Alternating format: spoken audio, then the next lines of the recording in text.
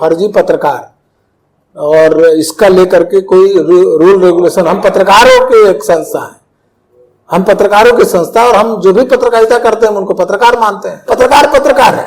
अब आप उसको फर्जी में बता रहे हैं, आप फर्जी बता दीजिए। कोई बोले कि फर्जी है, ये बोले कर्जी है, इससे ऐसे नहीं चलता है, क्योंकि फर्जी और इसका सही का प्रमाण पत्र वो है ही नहीं।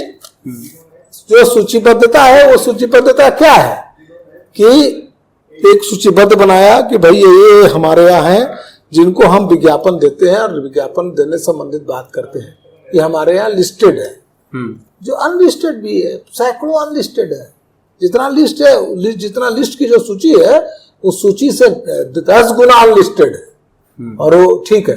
तो फर्जी थोड़ी ना हो, को पता ही नहीं कि सूचीबद्धता किस चीज की हुई है। ये सूचीबद्धता कोई मानक का सूची मान्यता देने का सूचीबद्धता है ही नहीं, तो इनको जानकारी में नहीं है। आपने आओ ना देखा ताव जारी कर दिया तो पत्र रद्दी के टोकरी लायक, उस पत्र का कोई महत्व नहीं हो, महत्वहीन पत्र। पुलिस मुख्यालय के जिन विद्वान प्रकांड पंडितों ने यह आदेश जारी किया, उनको ये पता नहीं है कि कहीं क्या है, RNI क्यों है, मिनिस्ट्री ऑफ इंफॉर्मेशन ब्यूरो क्यों है, PIB क्या चीज है, IPID क्या चीज है, इन लोगों को जानना चाहिए। लोकतंत्र का चौथा स्तंभ यानी पत्रकारिता जगत को संघर्ष का क्षेत्र कहा जाता है। माना जाता है कि वर्तमान की जो पत्रकारिता है वह संघर्ष की दौर से गुजर रही है। समाचार को जन जन तक पहुंचाने के लिए जो वेब पत्रकारिता है वो आज के पत्रकारिता में सबसे आसान माध्यम माना जाता है, लेकिन इसे लेकर के समाज में कई प्रकार की भ्रांतियां हैं। आज इन तमाम मुद्दों पर बातचीत करने के लिए हमारे साथ प्रेस क्लब के अध्यक्ष और प्रभात खबर के संपादक संजय मिश्रा हैं। सर, सबसे पहले बहुत बहुत जोहार है आपका। जोहार जोहार। सर, आपसे मेरा पहला सवाल रहेगा कि अतीक अहमद हत्याकांड के बाद पत्रकारों में जिनके पास दशकों पत्रकारिता का अनुभव है और जो न्यू पत्रकारिता है, न्यू मीडिया है, इन दोनों को लेकर के सवाल जो है सो लगातार उठ रहे हैं, क्या कहेंगे इस पर सर?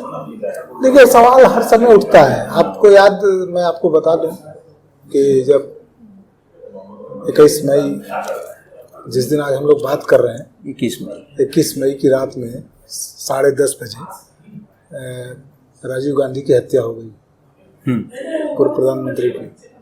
और उन हत्या के पास पहुंचने में जो उसमें सुसाइडर बॉम्बर थी, सुसाइड जिसका इस्तेमाल हुआ था, वो एक पत्रकार के तौर पे गई थी, नल्ली। अच्छा। तो ये समस्या वहां उस समय भी था। उस समय भी हम लोगों के सामने प्रश्न हुआ था कि पत्रकारिता को कैसे होगा और किस तरह की चीजें हैं। तो ये चीजें होती रहती है। और पत्रकार के तौर पर आपको याद होगा कि चिदम्बरम के प्रेस कॉन्फ्रेंस में पत्रकार बैठे हुए थे, जर्नल सिंह, उन्होंने जूता फेंक दिया था। हाँ, बिल्कुल याद होगा। इराक में जैदी असद ने जूता फेंक दिया था, बिल क्लिंटन जब प्रेस कॉन्फ्रेंस कर रहे थे। तो ये चीजें होती रहती है, ऐसा नहीं है। लेकिन इसको लेकर के पत्रकारों के बीच में ये चीजें जब घटनाएं होती है तो पत्रकारों को एक मंथन का समय मिलता है कि आप कैसे मंथन करें, क्या चीजें करें, पत्रकार जो संगठन है वो क्या कर रहे हैं, पत्रकारिता के जो संस्थान है वो कैसे इसको ठीक करें। ये एक तरह से आपके पास एक अवेकनिंग का एक समय आ जाता है जब आप जाग जाएंगे, ये वक्त है। तो ये जो अतीक के बाद जो घटनाएं हुई हैं, अतीक अहमद में जिस तरीके से पत्रकार के तौर पे पहुंचे थे हत्यारे, तो ये एक अवेकनिंग चीज है कि पत्रकार संगठनों को, पत्रकार संस्थानों को कैसे सोचना चाहिए, कैसे हम सोचें, कैसे हम जो पत्रकार हैं, सही में पत्रकार हैं, या पत्रकारिता के नाम पर जो ब्लैक शीप, काली भेड़े ये प्रवेश कर जाती है, उनको हम कैसे रोकें, इस पर बात करने की जरूरत है। सर, इसके आगे एक सवाल आ जाता है, अगर हम झारखंड की बात करें, सरायकेला खरसावां के बाद हजारीबाग में IPRD से पंजीकृत मीडिया जो संस्थान है और पत्रकारों को ही मान्यता देने की बात हो रही है, क्या कहेंगे?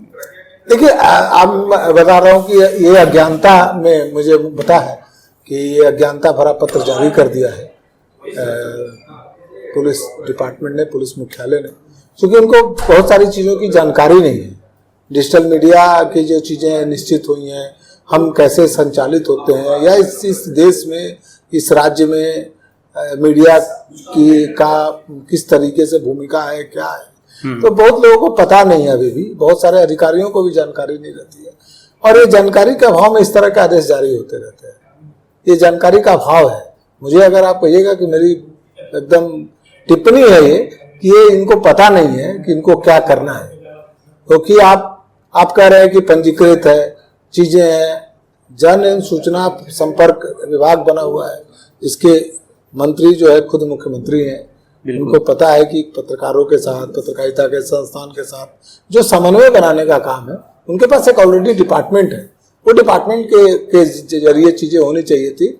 इसमें अचानक पुलिस मुख्यालय चीजें आ गई हैं कि नहीं, विधि व्यवस्था के संधारण में परेशानी होती है, ये होता है, तो कुछ लोग ब्लैकमेलिंग करते हैं। तो जो ब्लैकमेलिंग करते हैं उनके लिए कानून बना हुआ, आप कानून के तहत कार्यक्रम कीजिए। लेकिन ये करना कि जो सूचीबद्ध हैं, तो उनको पता ही नहीं कि सूचीबद्धता किस चीज की हुई है। ये सूचीबद्धता कोई मानक का मान्यता देने का सूचीबद्धता है ही नहीं, तो इनको जानकारी में नहीं है, और कोई बात नहीं है, ये जानकारी में नहीं है पुलिस मुख्यालय को। उन्होंने अपने डिपार्टमेंट के लोगों के साथ समन्वय नहीं किया है, उनको समन्वय करना चाहिए था। डीजीपी तो ऐसे में तो सर पत्रकारों की जो सामाजिकता का जो हनन है, मानसिकता का जो हनन है, नहीं कोई हनन नहीं, क्या हनन है, तो पुलिस मुख्यालय की है। हम पत्रकार जब बताएंगे कि पुलिस मुख्यालय के अधिकारी इस अज्ञानता है, इतनी अज्ञानी है कि उनको नहीं पता है, तो उनका ही हनन हो रहा है। मैं आप इस तरह से सोचिए, यानी खुद की वो बेइज्जती आप खुद करा रहे हैं। भाई आपके अगर इस राज्य के डीजीपी को आप कैसे करना चाहिए था, जो कि सूचना और जनसंपर्क डिपार्टमेंट बना हुआ है। बिल्कुल। और अभी है कि जो वर्तमान मुख्यमंत्री है वही उनके मंत्री भी, तो आपको उस मंत्री उस डिपार्टमेंट से आपको संपर्क करना चाहिए था, उनसे पूछना चाहिए था कि हम ऐसा कुछ चीज करना चाह रहे हैं तो कैसे करें, क्या नहीं करें। आपने आओ देखा, ताव जारी कर दिया, तो पत्र रद्दी के टोकरी लाएगा।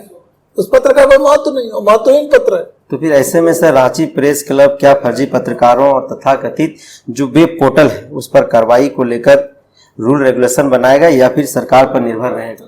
नहीं, हम कोई देखिए, आप मतलब कभी फर्जी पत्रकार और इसका लेकर के कोई रूल रेगुलेशन, हम पत्रकारों की एक संस्था है, हम पत्रकारों की संस्था, और हम जो भी पत्रकारिता करते हैं उनको पत्रकार मानते हैं। ये फर्जी पत्रकार, ये जो शब्द जोड़ने का, ये जोड़ना, जैसे आजकल एक शब्द चला फेक न्यूज। न्यूज फेक नहीं होता, मिस इन्फॉर्मेशन होता है। न्यूज होता है, वो फेक और रियल न्यूज नहीं होता है। मिस इन्फॉर्मेशन और राइट इन्फॉर्मेशन, इसका बात होता है। हम लोग लेकिन फेक न्यूज करने लगते। फेक न्यूज क्या है, हमको आज तक समझ में नहीं आया फेक न्यूज क्या होता है। मिस इन्फॉर्मेशन है, मिसलीडिंग इन्फॉर्मेशन है। उसी तरीके से पत्रकार है। अब आप उसको फर्जी में बता रहे हैं, आप फर्जी बता दीजिए, कोई बोले कि फर्जी है, ये बोले कर्जी है, इससे ऐसे नहीं चलता है। ये बाइफर्केशन वही है कि वही माने हमारा इंटेलेक्ट लेवल जो है इस स्तर का है कि हम पत्रकार भी इसमें फंस जाते हैं। अरे कोई रील बनाने वाले को हम पत्रकार मान लेते तो आपका दोष है। बिल्कुल। रील बनाने वाला अगर अपने आप को पत्रकार घोषित करे, घूम रहा तो घूमेगा, वो अपना जब उसको समझ में आ जाएगा उसको पत्रकारिता के क्या नियम है। पुलिस जब उसको, पुलिस के पास कानून है, तो पुलिस के पास आईपीसी है, उस आईपीसी में केस कर देगी, कुछ करना नहीं है उसको। फिर ऐसे में सर कुछ ऐसे पत्रकार हैं जिनके पास एक लंबा अनुभव है पत्रकारिता का और वो जेन्युइन पत्रकारिता भी कर रहे हैं, वेब पोर्टल चला रहे हैं आज के दिन में, लेकिन उनके वेब पोर्टल रजिस्टर्ड नहीं है, तो क्या वो फर्जी माने जाएंगे? है नहीं ना, मैंने आपको पहले कहा कि जो पत्र ही इस आलोक में निकला, क्योंकि फर्जी और इसका सही का प्रमाण पत्र वो है ही नहीं। जो सूचीबद्धता है, वो सूचीबद्धता क्या है कि एक सूचीबद्ध बनाया कि भाई ये हमारे यहाँ है जिनको हम विज्ञापन देते हैं और विज्ञापन देने संबंधित बात करते हैं, ये हमारे यहाँ लिस्टेड है। जो अनलिस्टेड भी है, सैकड़ों अनलिस्टेड है। जितना लिस्ट है, जितना लिस्ट की जो सूची है उस सूची से 10 गुना अनलिस्टेड है, और वो ठीक है, तो फर्जी थोड़ी ना होगा। फर्जी नहीं होगा। नहीं, आप जस्ट सोचिए कि आपको बहुत अच्छा उदाहरण दे रहा हूँ सरकारी आदेश का, कैसा आदेश होता है जानिए। परसों जो है 2000 के नोट की बंदी का आदेश जारी हुआ, ठीक है। उस आदेश में जारी हुआ कि 30 सितंबर तक नोट बदले जाएंगे, ठीक है, बिल्कुल। तो अब सवाल ये उठा कि 30 के बाद होगा क्या होगा? 30 के बाद 30 तक हम बदल लेंगे, तो उसके बाद क्या होगा? जो नोट बन जाएंगे, नोट बच जाएगा, उसका क्या होगा? क्या होगा? सवाल है। सरकारी आदेश ऐसे ही जारी होता है। अब लोग परेशान है कि 30 के बाद क्या है? उसके बाद भी वो जारी रहेगा, लेकिन आदेश जारी करना है। नहीं, आदेश वो लीगल टेंडर रहेगा या नहीं रहेगा, तो सरकारी आदेश कभी कभी इसी तरीके का निकल आते हैं। ये भी उसी तरह का सरकारी आदेश, वो पता ही नहीं है उसको कभी क्या करना है 30 को। इनको भी ये जो है पुलिस मुख्यालय के जिन विद्वान प्रकांड पंडितों ने यह आदेश जारी किया, उनको ये पता नहीं है कि कहीं क्या है, RNI क्यों है, मिनिस्ट्री ऑफ इंफॉर्मेशन ब्यूरो क्यों है, PIB क्या चीज है, IPRD क्या चीज है। इन लोगों को जानना चाहिए। और मैं प्रस्ताव रखने वाला हूँ, इन अधिकारियों के पास पत्र भेजने वाला हूँ कि मीडिया की कार्यशैली और कार्य पद्धति बताने के लिए हम एक वर्कशॉप करेंगे। आप अपने अधिकारियों को भेजिए, हम उनमें बताएंगे कि आप इसको ऐसे करिए। पदाधिकारियों को जो है सब पदाधिकारियों को हम बताएंगे, हम उनको शिक्षित प्रशिक्षित करने का काम करना चाहता है रांची प्रेस क्लब कि आप आइए और हम आपको बताएंगे कि क्या होता है, IPRD क्या है, PIB क्या है। और जो देश भर में जो मीडिया जो सब्जेक्ट है, वो स्टेट का सब्जेक्ट नहीं है। बिल्कुल, आपके स्टेट के सब्जेक्ट से बाहर है। आप बिना मतलब आपके पास कृषि है, आपके पास बिजली है, ये सब देखिए। आप मीडिया को देखने का काम आपका नहीं है, आपको है नहीं, आपके सब्जेक्ट में नहीं है। बिल्कुल, आप इसको देखिएगा तब ना। उनको पता नहीं है, तो हम तो अभी चिट्ठी भेजेंगे कि भाई साहब लोग हम लोग शिक्षित प्रशिक्षित करेंगे। कुछ लोग चिंतित भी हैं, वो कह रहे हैं कि मैं 5-10 सालों से पत्रकारिता कर रहा हूं और मैंने स्टार्टअप करना चाहता हूं, वेब पोर्टल बनाना चाहता हूं, तो उसके लिए क्या प्रावधान होना चाहिए? अगर वह स्टार्टअप करता है तो क्या वह फर्जी कहलाएगा, या फिर इसके लिए कुछ मापदंड होना चाहिए? क्या नहीं, ऑलरेडी मापदंड है, मिनिस्ट्री ऑफ इंफॉर्मेशन ब्यूरो का मापदंड है, तो बना हुआ है। ऐसे साथी जो भी डिजिटल पत्रकारिता करना चाहते हैं उनके लिए बोला, डिजिटल पत्रकारिता का एक उनके यहाँ जाएगा तो पूरा मापदंड बना चुका है 2021 में केंद्र सरकार ने बनाया है। आप बना के ऑलरेडी दे रखा कि आपको कैसे करना है, क्या करना है। सर, उस पत्र पर क्या कहिएगा जो 18 अप्रैल को निकाला गया रांची के विशेष शाखा के द्वारा, जिसको लेकर के झारखंड के तमाम मैंने वो अज्ञानता में निकला हुआ पत्र है और कुछ नहीं है। अज्ञानता में निकाला? हाँ, पता नहीं है हम लोगों को, या अति उत्साह में निकाल दिया। दो चीजें हैं, अज्ञानी थोड़ा अति उत्साही भी होता है। तो वो दो चीजें उसमें शामिल है, अति उत्साह भी है और भी अज्ञानता भी है। तो हम लोग कर देंगे, अरे क्या कर देंगे भाई। और पत्र निकाला, पत्र वैसा पत्र रद्दी की टोकरी लायक है, कुछ है नहीं पत्र में। क्या है IPRD में किसी संस्थान को कब रजिस्टर करवाना चाहिए, उसका क्या मापदंड है? नहीं, IPRD देखिए, जो भी संस्थान IPRD देखिए, मैंने बताया IPRD क्या करता है। IPRD ये करता है कि हम आपको विज्ञापन दे कि नहीं दे, इसके लिए वो चीजें मांगता है कि आपका प्रसार संख्या क्या है, तो उसका एक फॉर्म 4 मिलता है IPRD में। आप कोई भी आदमी, सामान्य आदमी जाए, बोले कि हमारी हम एक मीडिया कंपनी है, उसका एक फॉर्म 4A में अपनी चीजें जानकारी भर देगा तो हो जाएगा। डिजिटल के लिए 4A है, वो जाके निकाले कितना पेज भी हुआ है, क्या है, सब पूछता है, दे देगा। उसको लगेगा कि हाँ इनको विज्ञापन देना चाहिए, तो विज्ञापन मिल जाएगा आपको। तो सर, आप रांची प्रेस क्लब के अध्यक्ष भी हैं, प्रभात खबर के संपादक हैं, 30 साल का अनुभव पत्रकारिता का है। आज कई ऐसा प्लेटफॉर्म है जो डिजिटली, प्रिंट में भी वो डिजिटली निकाल रहे हैं, कई डिजिटल वेब प्लेटफॉर्म हैं जो वीडियो फॉर्मेट में अपना चला रहे हैं। उन लोगों के अंदर एक सवाल है कि अगर मैं सूचीबद्ध नहीं हूँ तो क्या मैं संस्थान को आगे चला सकता हूँ, संस्थान को मैं चला सकता हूँ? हमारे लिए क्या कुछ होना चाहिए? मुझे समझ में नहीं आ रहा, जो आपको सूचीबद्ध नहीं है। हाँ, जो अभी जो विशेष शाखा के द्वारा जो पत्र जारी किया है, जिसमें कहा गया है कि जो सूचीबद्ध नहीं है वो फर्जी है और उस पर कानूनी कार्रवाई की जानी चाहिए।